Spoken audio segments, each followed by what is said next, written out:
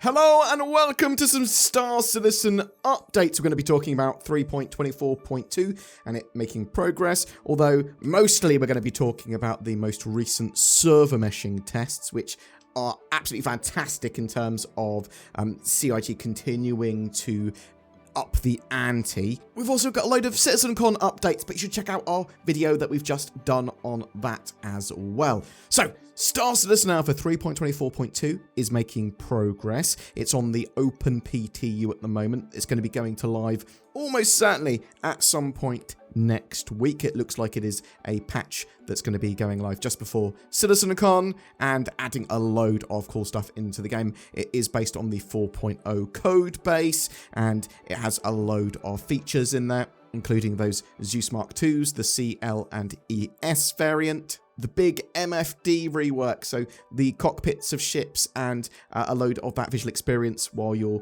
flying ships around is vastly improved. There's acid and rock cave archetypes being added, a load more character customization options with tattoos and new beards and hair and new DNA being added to the pool. There may be some more surprises turning up there, but get involved with those tests. They are trying to do a load of balance changes and that sort of stuff as well. Tons of little hidden things in there as well. You've got stuff like fuses being craftable on the Vulture. Loads of FPS weapons are changing. There's some big changes coming to quantum travel, and also they've been trying to do some fuel balance, which has had some problems. They made it slightly too expensive. So expensive, in fact, that doing a mission would mean that you effectively lost money because of the travel to the mission. Yeah, there's absolutely tons in that patch, and we'll do a bit of a deep dive into it in the near future. So, what I really want to talk about in this video is the tech preview builds meshing test. So, they've been testing server meshing and the new replication message queue and some other network tech, and generally trying to optimize server meshing for a 4.0 release. And they keep on sort of testing more and more players with more and more servers on a single shard and then trying to optimize that. So this test, they basically pushed it from 1,000 players on 6 servers in a single shard all the way up to 1,800, or over 1,800, and 10 servers on a single shard. They're sort of trying to hit that 2,000 player on a single shard milestone. CIG said with that test, we're going to be doing a repeat of the previous test with further stability and performance updates. We have resolved the hybrid crash blocking us from pushing further into higher player counts. We are intending to leave this build up for 24 hours or so, but it could come down sooner. And this test will have each Stanton shard split into many authoritative zones. We are planning to start the test out at one dedicated game server with 100 players as a baseline, and then increase that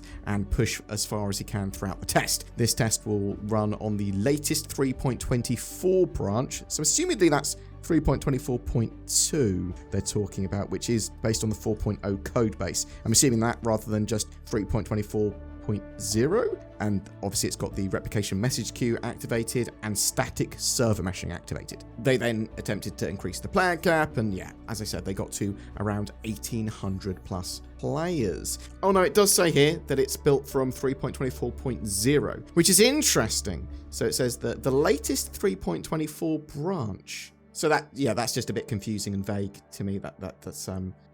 That seems odd. Anyway, we will be doing many server captures over the length of the test to gather performance data. So, yeah, with that in mind, I suspect they'll want to push to 3.24.2 on the live build ASAP to then, I suppose, push this to the tech preview build, because I think that's one of the things that they said they wanted to do with tech preview. They wanted it to be mirrored to the live builds and then add extra features. So let's see what happens there. So notable changes, they said, with that tech preview test. Stability improvements have been made, including addressing the crash that we'd seen in the last test that we were having when we had higher player counts. We've made changes to the territory distribution algorithm, which distributes them amongst the dedicated game servers in the mesh. This should make for more balanced dedicated game server performance across the mesh. Additional performance data capture, we have made some changes on how we gather performance data to include more information about what a specific dedicated game server in the mesh has streamed in at the time of a capture. This will help us when tuning performance, and I do want to say that tuning performance is the main thing they need to do to get server meshing working well. Obviously, they've ironed out a good amount of bugs. They need to iron out more. Yes. They want to now make it as optimal as possible. Continuing. Display info will now show how many players are on the dedicated game server with you and connected across the mesh. Many more behind the scenes changes, which may not be noticeable, but continue to improve performance and stability, as well as laying the groundwork for functionality that will arrive later. So yeah, some relatively big changes. That test went really well. They were able to push up to trying to get towards that 2,000 sort of players and 10 servers on a single shard, which is great. And hopefully they can optimize that significantly more. It is worth mentioning there are some major issues with that tech preview build still. No missions, they're disabled. Some elevators are just not working, especially at rest stops. In fact, they say kind of avoid them. There's those little minor problems as well, but yeah, they're ironing them out. That is part of the process here. So CIG also confirmed again that server meshing, static server meshing, is a core feature of 4.0, and also said what we're aiming to deliver in 4.0 is already quite a few steps beyond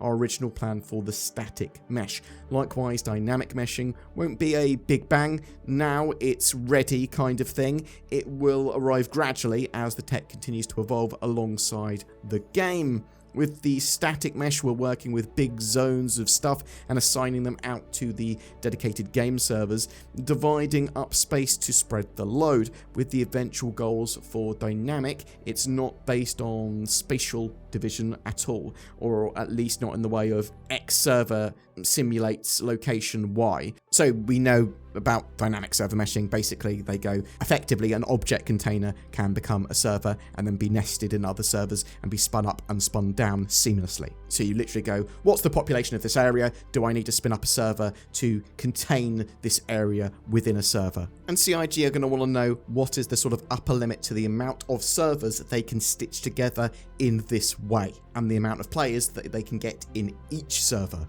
Anyway, dynamic server meshing is sort of the next major step. It's going to be a while before it's done, and Cloud Imperium will start talking about it more in the future, but let's get static in first. We've got some CitizenCon updates as well. It's only a week away. The schedule is now online. We've got a video covering that in some detail and talking about some expectations there as well. I do think it's going to be the biggest CitizenCon ever, and there's just so much going on with it. There's probably Squadron 42 announcements. There's some massive steps towards, well, a roadmap for Star Citizen 1.0 commercial release. There's tons and tons of cool stuff. Crafting, base building, loads and loads more. Also, if you are attending that event in person, you can do some early registration and go and collect your swag bags and event passes on the 18th of October, the day before.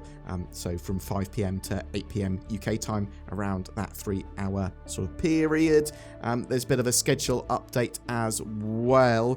The doors on the 20th, on the second day of CitizenCon, and they're going to open an hour earlier. Boom!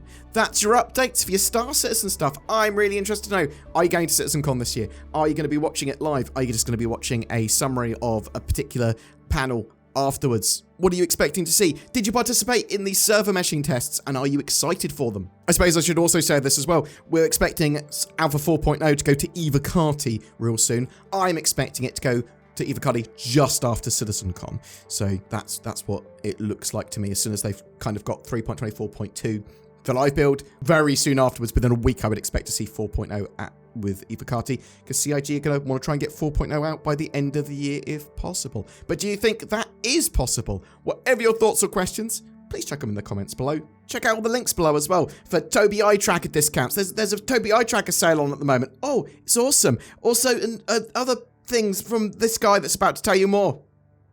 Links. Woo!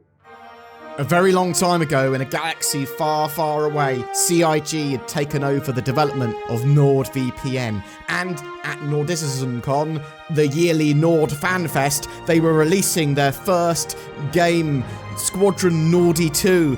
It's amazing, and it would truly revolutionize the FPS industry. Then I woke up and realized that NordVPN is already great and released, and it doesn't need an FPS module, it's a VPN. And you should get it now, links below. Discount. Helps channel. Read bullet points.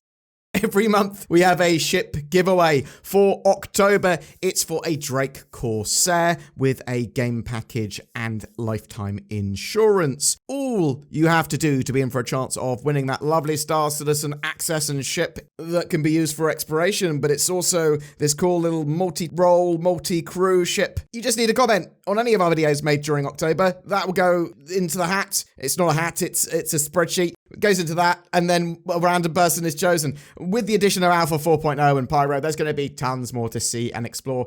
The Corsair is perfect for that. Good luck.